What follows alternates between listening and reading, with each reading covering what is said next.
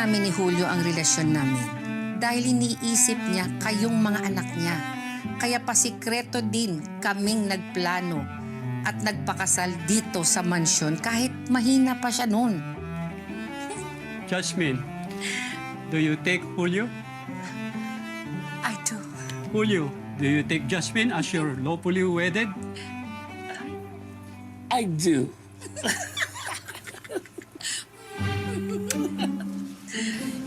Yan ang love story namin ni Julio ng akin, babes.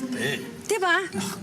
At ayan, hindi naman ako magpupunta dito na kung wala akong hawak na solid confidence. Teka muna, baka solid evidence, hindi solid confidence. Hindi. Baka naman ang ibig niya sabihin, hindi siya makakaharap sa ating lahat kung wala siyang confidence. Di ba? Sa Wala siyang kumpiyansa sa sarili niya. Walang Teka muna,